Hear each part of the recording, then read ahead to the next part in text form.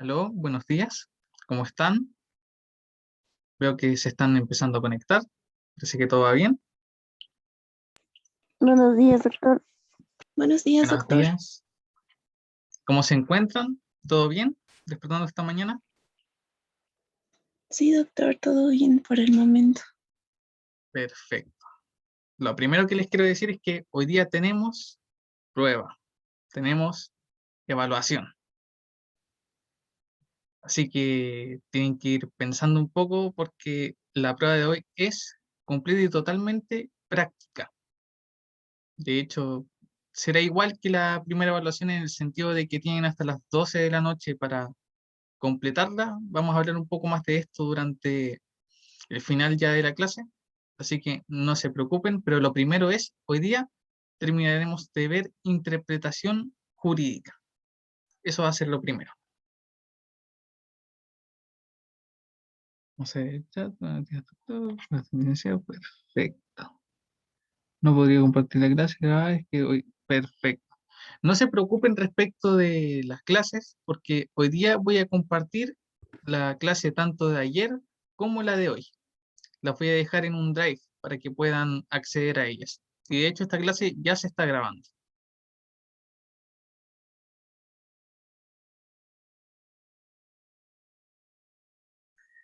Yo creo que deberíamos comenzar. Así que voy a quitar el video y voy a compartir el PowerPoint. ¿Pueden ver el PowerPoint?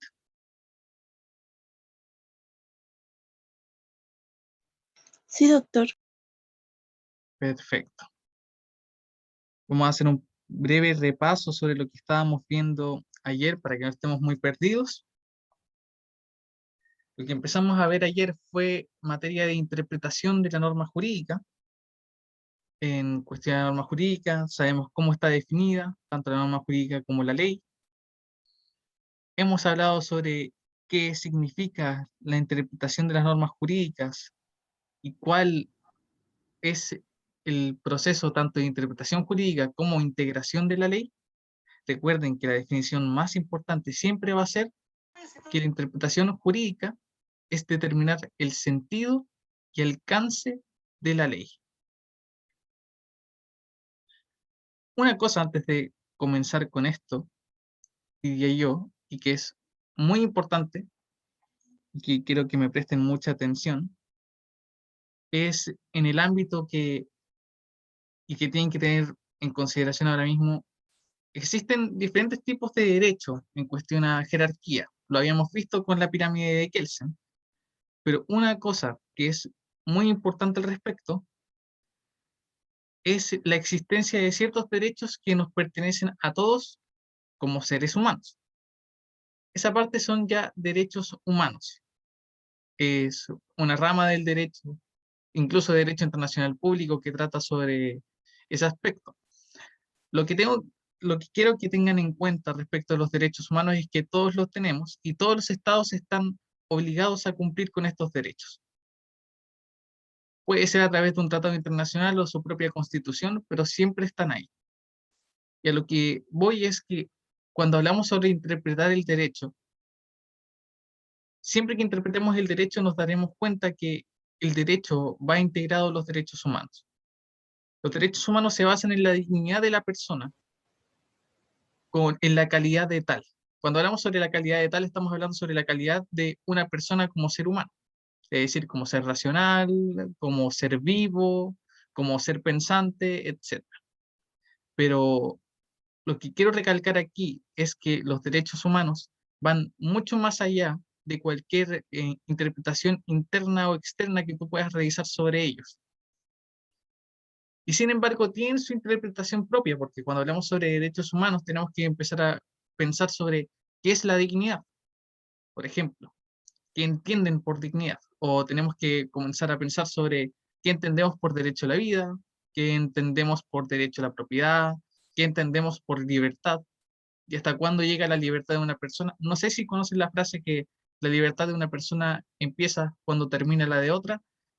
tiene una aplicación práctica, pero más que nada se podría hablar sobre épocas antiguas cuando hablábamos sobre esa frase, por la existencia de esclavos, porque en esa época los romanos podían entregar la libertad a un esclavo, el cual pasaba a tener, no pasaba a ser ciudadano, pero sí pasaba a tener ciertas libertades que no tenían cuando eran esclavos. Pero lo importante aquí y lo que quiero que tengan en cuenta es que cuando interpretemos cualquier cosa, los derechos humanos siempre van a ir por encima, no importa el sujeto. Ahora podemos volver al PowerPoint porque me parece importante. De hecho, lo que tengo que hacer primero es hasta aquí, ¿sí? Perfecto.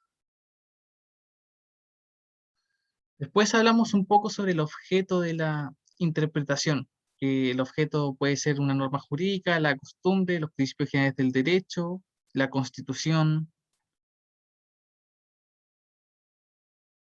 Después hablamos sobre la finalidad de la interpretación, que es desentrañar el sentido y significado del derecho. También hablamos sobre las dos posturas, tanto la postura intelectualista, que habla sobre que la interpretación sería una operación lógico-mental. Mientras tanto, la postura de los voluntaristas hablaban sobre que la interpretación tenía que ser o involucrar una labor más compleja, considerando tanto la creación del juez como la del legislador. Después hablábamos sobre el sentido logrado a través de la interpretación, que podría ser subjetivo o objetivo. Subjetivo desde el punto de vista de tomar como referencia al legislador, es decir, ligar al autor a su obra. Mientras tanto, la tesis objetiva hablaba sobre desprender al autor y que la norma adquiera su propia vida, es decir, que se interprete la norma jurídica como tal, de forma mucho más objetiva. Después hablamos un poco sobre las clases de interpretación, que estaba la interpretación doctrinal, judicial y auténtica. La interpretación doctrinal hablaba sobre que era la aplicada por teoristas, por juristas, jurisconsultos, doctrinales, y no era obligatoria. Interpretación judicial, a diferencia, era realizada por jueces y tribunales para emitir decisiones y sí tenía un carácter obligatorio. Y por último teníamos la auténtica, que es la que realizaba el propio autor de la norma o incluso el propio autor de un contrato. En general, aquellos autores que el que crea la ley generalmente sabe mejor cómo funciona. Después hablamos sobre que la interpretación auténtica podía ser preventiva o a posteriori, que la preventiva venía incluida en el texto, es decir, el propio texto decía cómo debía ser interpretado, mientras que a posteriori es cuando se interpretaba una norma después de que ésta entrara en vigencia. Después hablamos sobre los alcances de la interpretación, que estaba la interpretación declarativa y la modificativa, y que de hecho la modificativa podía ser extensiva o restrictiva. La interpretación declarativa hablaba sobre que al interpretar el operador jurídico se señala lo que dice la norma, es decir, solo lo aplicaba a los supuestos que estaban comprendidos en ellas. Mientras que la modificativa podía o restringir la excesiva amplitud de una norma o extender una norma que había sido expresada con excesiva estrechez. Hablar sobre interpretación extensiva es considerar que la voluntad del legislador era aplicar a más supuestos de las que encontraba en la norma, mientras que la interpretación restrictiva era suponer que el legislador realmente quería tratar sobre una materia y que la norma era demasiado extensiva para centrarse en un órgano específico. Después entramos a los métodos de interpretación y esto es lo que más me importa de esta clase y que necesito que aprendan, porque esto lo aplicarán siempre, toda su vida, cada vez que vean una norma jurídica. Hablamos en general sobre los métodos, que está el método gramatical, histórico, lógico, sistemático, de equidad natural, de interpretación estricta. Pero tenemos que verlos a fondo, porque cada uno, sobre todo el gramatical, el histórico, el lógico y el sistemático, son uno de los que más me importan, porque son los que tienen más aplicación práctica y que de hecho dentro de nuestros códigos civiles están determinados. No dicen como tal que existe un método sistemático, un método lógico, un método histórico, sino que por el contrario hablan sobre aquellos pasajes oscuros de la ley, hablan sobre aquella historia fidedigna detrás de una ley, utilizan términos mucho más poéticos que vienen principalmente de la época francesa, con lo que fue, no solamente la época francesa, sino que también se podría hablar un poco sobre esta época de redescubrimiento nacional que tuvieron los países en Latinoamérica, pero lo importante es que estos métodos son de aplicación muy práctica y los van a tener que aplicar durante la evaluación que les voy a entregar hoy día. Lo primero está el método gramatical, que es deducir de las palabras mismas, de su lugar en la frase y de la sintaxis, de la misma puntuación, el sentido exacto del artículo de que se trata. Esto es algo súper importante porque cuando hablamos generalmente sobre la letra chica, lo que nos intentamos de referir, la gente dice, no, una letra súper chiquita, Arial 8, Arial 7, no. Estamos hablando sobre esto, la puntuación y el uso de las palabras. No es lo mismo utilizar la palabra diferenciar que utilizar la palabra discriminar, que utilizar la palabra, por ejemplo, en ese sentido, la palabra discriminar tiene muchas acepciones, así como diferenciar, así como aventajar. Todas son palabras que podrían significar en una frase diferentes cosas. Y no solamente eso, sino que también la puntuación. Muchas veces me ha pasado en civil que cuando uno estudia materia de contratos o materia de sociedades, societario, lo que uno encuentra es que los puntos y las comas son tan importantes que pueden definir si es que un socio integró tanta cantidad de dinero a la sociedad o si es que un socio realmente está comprando cierta cantidad de acciones y las demás las está dejando para venta. O si es que, por ejemplo, en materia de contratos, la cláusula penal determinaba tal cosa u otra. Ese es el principal problema con el método gramatical y es que uno tiene que entender una comprensión lingüística de la norma más allá de lo normal, porque recuerden que el lenguaje que utiliza la norma es un lenguaje prescriptivo, está constantemente incentivándote a algo. Y en el momento en el que tú leas mal la norma y no lo cumplas, habrás incumplido con la ley y tendrás tu sanción. Respecto del elemento gramatical, la ley entrega reglas para entender la expresión, de hecho. Por ejemplo, si el legislador las ha definido expresamente para ciertas materias, se le dará a estas un significado legal. A lo que nos referimos con esta frase es que hay ciertas definiciones para ciertas materias que para solo esta materia tienen un significado diferente del normal.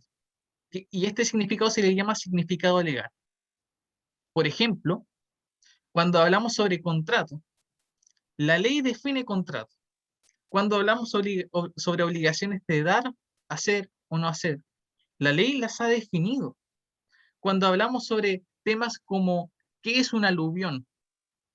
Imagínense, ¿qué es un aluvión? Lo define la ley. Cuando hablamos sobre tesoro, que es un tipo de contrato súper específico, la ley también lo ha definido. Cuando hablamos sobre prescripción, todas tienen definiciones legales. Uno no puede pasar por encima de esas definiciones legales, porque estas van a ser las que tienen prioridad. Después, en segundo lugar, tenemos las palabras técnicas de toda ciencia o arte que tomarán en el sentido que les den los que profesan la misma ciencia o arte, a menos que aparezca claramente que han tomado en un sentido diverso. Respecto de las palabras técnicas, lo que tenemos que tener en cuenta es que hay ciertas palabras de la ciencia, la medicina, la biología, la física, que tienen un significado específico y por el cual nosotros no podemos ignorarlo. Muchas veces se habla sobre el derecho porque una de las cualidades más interesantes que es multidisciplinario. La razón por la que es multidisciplinaria es porque el derecho está en todas partes y en todas profesiones.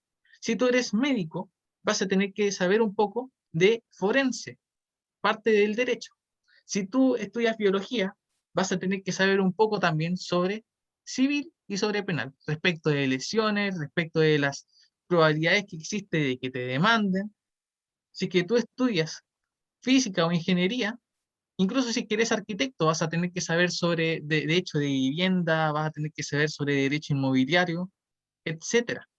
Entonces, la razón por la que se agrega este párrafo sobre el uso de palabras técnicas es porque el derecho, como está en todas partes, el, el licenciado, el abogado, el profesional del derecho, tiene que interpretar esas áreas de acuerdo a las palabras que utilice esa propia ciencia.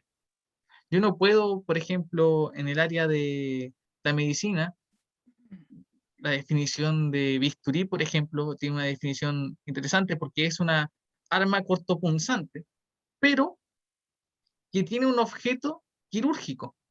Entonces, si es que un bisturí es utilizado durante una operación para hacer cortes, tú no estás lesionando al paciente, tú lo estás tratando quirúrgicamente. Al contrario, si tú utilizas un bisturí para atacar a una persona o para cualquier otro uso, se te considerará el uso de la mala fe, porque no estás utilizando la herramienta para lo que la ciencia la ha destinado. También en el elemento gramatical tenemos que tener una cosa muy en cuenta y aquí empieza a hablarse sobre el uso de la razón dentro del derecho. Y es que en los demás casos, como habla el artículo también, debe darse a las expresiones legales su sentido natural y obvio según el uso general de las mismas. Aquí viene el detalle. ¿Cuál es el uso general de las palabras? Mucha gente siempre ha creído que el uso general de las palabras se encuentra en la RAE, el Diccionario de la Lengua Española. Sin embargo, esta interpretación se contradice porque hay palabras que no se encuentran en la RAE y que sin embargo se siguen utilizando. Por lo tanto, no solamente tenemos que considerar el uso general de las palabras como aquellas palabras que se encuentren en diccionarios, sino que también tenemos que tener en cuenta el uso general, incluso la costumbre del lugar, porque cada país tiene diferentes términos y en cada país existen diferentes regiones que utilizan diferentes palabras para lo mismo. En mi país, al pan se le puede decir pan francés, tostada y marraqueta. Dependiendo del lugar, le decimos de forma distinta. Entonces, cuando ocurre eso, eh, se dan en situaciones mucho más complicadas sobre, por ejemplo, generalmente en derecho marítimo y en derecho mercantil. Sucede que tienen diferentes, diferentes palabras para el mismo término y se vuelve mucho más complicado, sobre todo en las zonas, por ejemplo, en zonas rurales. Tienen diferentes palabras para lo que una zona urbana utiliza. Y entre más al sur o más al norte también cambian los términos utilizados. Ahora, ¿a quién se lo complica esto? ¿Al abogado? No. ¿Al juez? Sí. Porque el juez es el que tiene que hacer la valoración de los hechos. El abogado o el profesional del derecho puede utilizar la palabra que más le guste. Es labor del juez el apreciar desde el aspecto gramatical si es que esa palabra coincide o no. Después tenemos el método lógico, que es el que utiliza los razonamientos de la lógica para alcanzar el verdadero significado de la norma. Es una tarea interpretativa que no contravenga el cúmulo de preceptos que la lógica ha señalado. En ese sentido, se han constituido por preceptos de higiene mental que conducen al razonamiento hasta su justo punto de llegada. Ya, el método lógico se caracteriza redundantemente porque utiliza la lógica, los razonamientos lógicos. En ese sentido, el método lógico, podríamos decir, por ejemplo, la lógica de que una norma hable sobre el homicidio es que el homicidio se haya cometido. Cuando se habla sobre el homicidio tiene que haber un cuerpo. No, no sé si saben la frase, en criminalística siempre se habla de si no hay cuerpo, no hay homicidio.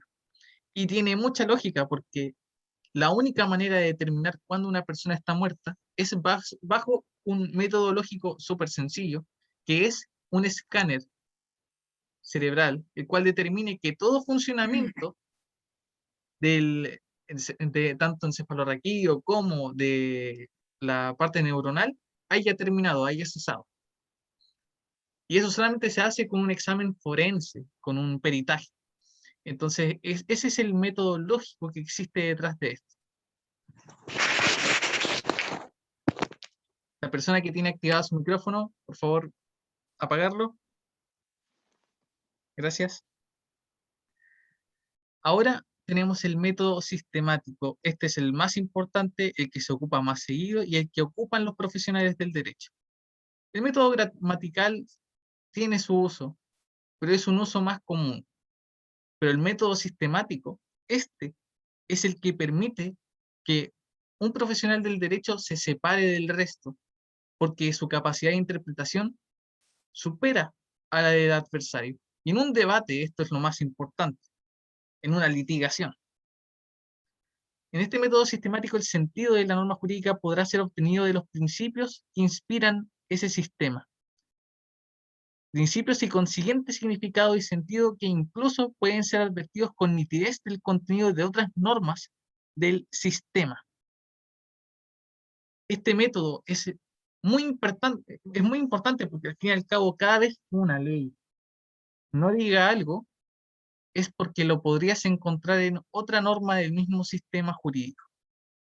Es un elemento que complementa todos los principios de interpretación, ya que parte de la base que un precepto legal no debe considerarse aisladamente. Y esto es lo más importante. Un precepto legal jamás está solo. No es que encuentres una ley y digas, esta es la única ley que hable sobre esto. Por ejemplo, pongamos un ejemplo, hablemos sobre dominio. Cuando hablamos sobre dominio, hablamos sobre la propiedad de las cosas. Hablamos sobre la capacidad de uso, goce y disposición. Cuando hablamos sobre el uso, goce y disposición, tenemos que hablar sobre el tipo de propiedad. Todo esto se encuentra en el Código Civil y uno diría, ya, sencillo, uno lee el Código Civil. No, te equivocas porque, por ejemplo, en el ámbito minero, nos encontramos con la explotación del gas o nos encontramos con la explotación de minas. Y para eso está el derecho minero y se encuentra en su propio código y en su propia ley. Entonces tú tienes que unir ambas leyes, tanto de la ley minera como la ley civil.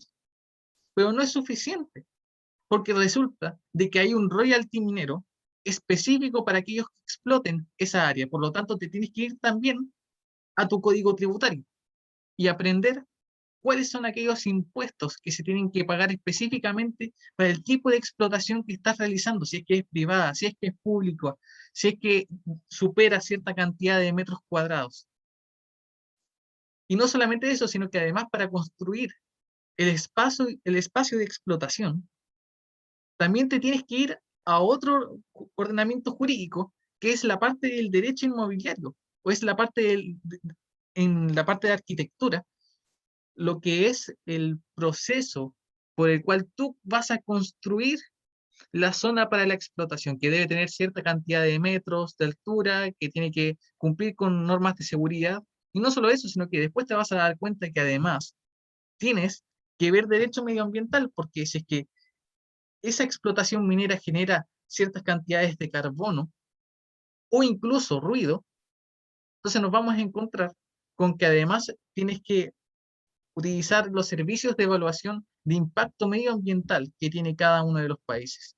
Y además después tienes que ver si es que esa zona tiene algún origen indígena o no, porque después viene el derecho indígena, que tiene que ver con el respeto a las diferentes culturas que pertenecen a una misma sociedad. Entonces el derecho no está para nada aislado, de ninguna manera. Tienes que hacer un proceso gigante, porque les estoy hablando solo de derecho interno, porque después tenemos que irnos a los tratados internacionales sobre explotación de la minería, que eso es otra cosa además que se tiene que tener en cuenta.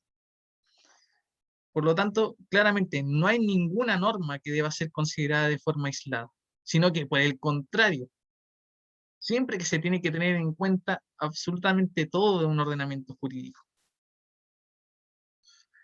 No solamente el elemento sistemático sirve para darse cuenta que el derecho no está aislado, pero además hay una frase importante: los pasajes oscuros de una ley pueden ser ilustrados por medio de otras leyes, particularmente si versan sobre el mismo asunto.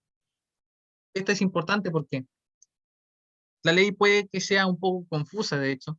Hay leyes que dejan mucho en el aire, son muy generales, pero que si es que lees otra ley que se encuentra al lado, podemos entenderla. Les voy a dar un ejemplo, nuevamente. El homicidio calificado. El homicidio calificado es un tipo de homicidio, el cual, bueno, la ley decidió determinar que era calificado en otra ley del mismo sistema. Entonces, cuando aquí en Chile hablamos sobre homicidio calificado, nadie sabía por qué era calificado. Sin embargo, si leías otra norma que estaba 3 páginas más adelante, te das cuenta que era calificado porque se hacía con alevosía, porque se hacía con preterintencionalidad, se hacía de forma contratando gente a través del sicariato, etc. Entonces, claro, esa ley no te decía por qué era calificado, pero si es que leías más adelante en el mismo ordenamiento jurídico, te decía por qué. Entonces, esos son los detalles que permiten la interpretación sistemática. Después nos encontramos con el método histórico. Estos métodos ya son un poco más cortos, que el método histórico pretende interpretar la norma respecto de antecedentes o ideas de su autor al concebir o elaborar los proyectos. Principalmente tiene que ver el método histórico con interpretar la norma según cómo fue creada, según el legislador. El legislador habrá tenido algún mensaje, el legislador habrá tenido alguna motivación.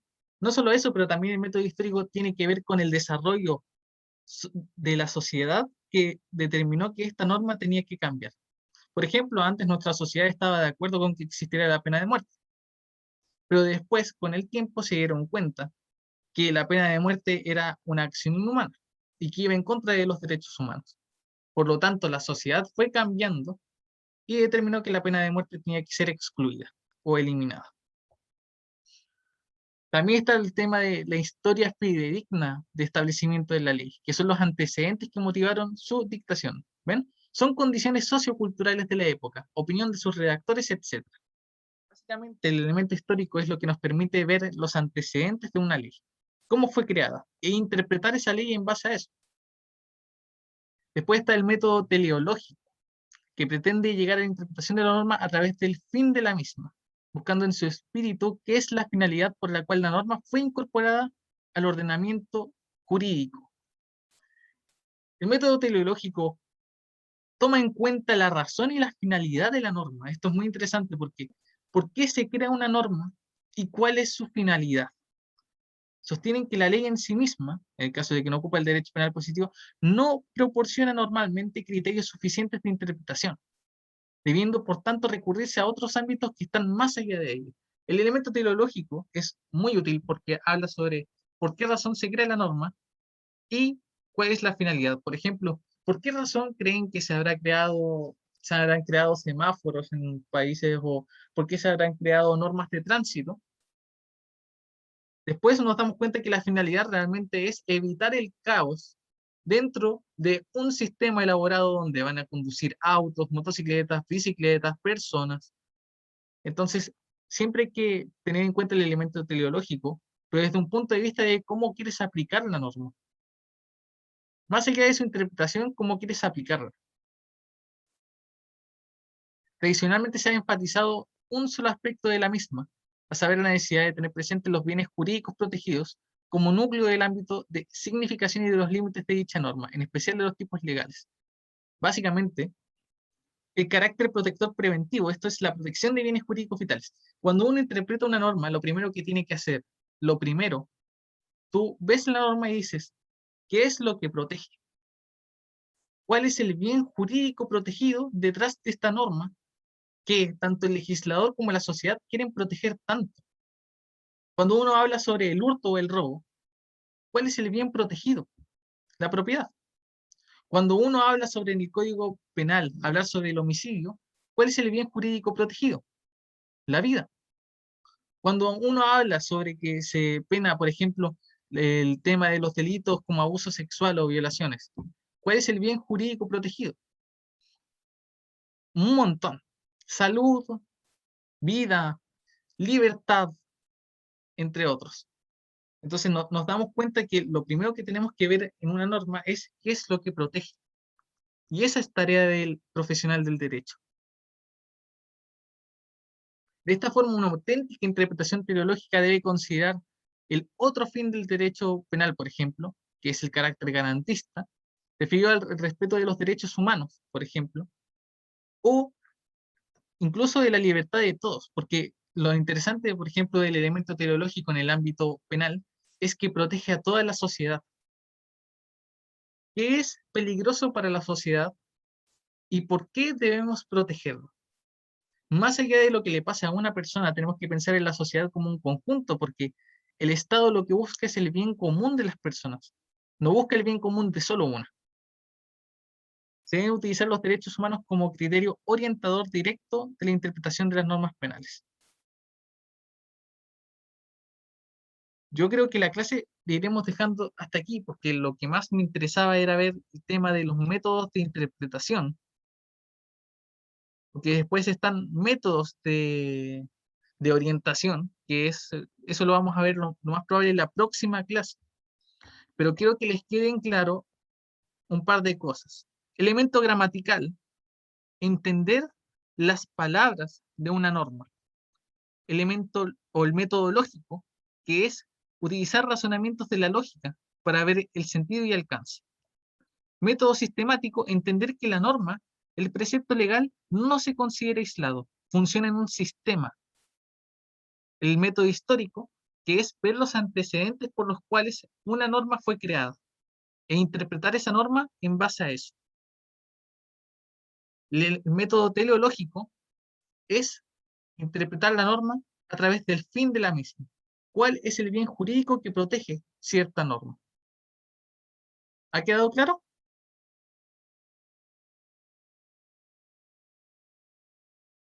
Sí, doctor. Ya, porque es muy importante, muy importante. Lo van a practicar siempre. Y de hecho, los invito a que lean un poco la ley y se den cuenta que es impresionante la cantidad de aplicación que tienen los métodos de interpretación, porque uno nunca, yo cuando estaba en mis primeros años de universidad, no me había puesto a pensar sobre lo importante que era todo esto.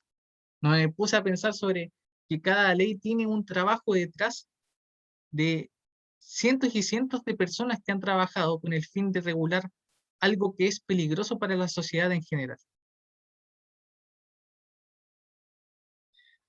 Aquí en el chat me dicen qué ley debo leer y el detalle está en que, por ejemplo, los invito a leer, eh, en derecho penal los invito a leer homicidio y los invito a leer infanticidio y parricidio. Busquen estos tres delitos. Homicidio, que puede ser homicidio simple y calificado, parricidio, que es la muerte de un familiar en ese sentido, y infanticidio. Y si quieren también pueden agregar femicidio, porque se darán cuenta de que cada una va protegiendo diferentes bienes jurídicos según la necesidad del país. Ahora les tengo que hablar de su prueba. Su prueba la voy a compartir como siempre por Google Drive y también la enviaré al grupo. Es una prueba donde tienen hasta las 12, como la anterior, hasta las 12 de la noche. Llevo la asistencia de todos ustedes, me alegra mucho de que se mantenga la asistencia y de los que están acá, todos entregaron su prueba, así que también estoy muy contento al respecto. A cada uno le enviaré su evaluación durante esta tarde. Lo más probable es que tipo 2 de la tarde, 3 de la tarde, hora Bolivia, les esté enviando sus notas, a cada uno a su correo. ¿Les parece? Sí, doctor, está bien. Me parece bien, entonces. ¿Alguna duda respecto de la clase? ¿Alguna duda respecto del método de interpretación? Porque lo van a tener que aplicar, cada uno de los métodos. Al Drive voy a subir este PowerPoint, lo voy a subir, para que también puedan leerlo y aplicarlo durante... Porque la verdad no me importa que lean o vean el PowerPoint, porque este caso es práctico, muy práctico. De hecho, es lo más cercano que van a estar durante este momento de aplicar derecho a un caso real, se podría decir. ¿Sí? Así que eso. ¿Alguna duda al respecto?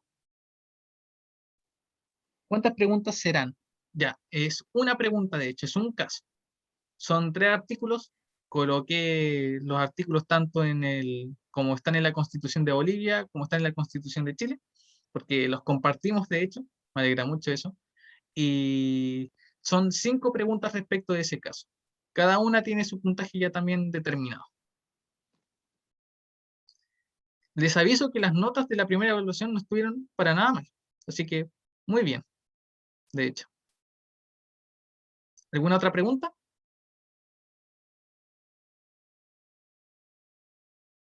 Yo recién estoy incorporando por asuntos personales como puedo recuperar ese tiempo. No se preocupen, enviaré la clase grabada también al Drive, así no se tienen que preocupar tampoco sobre ello. ¿Estamos? Gracias, Muchas doctor. gracias. Perfecto.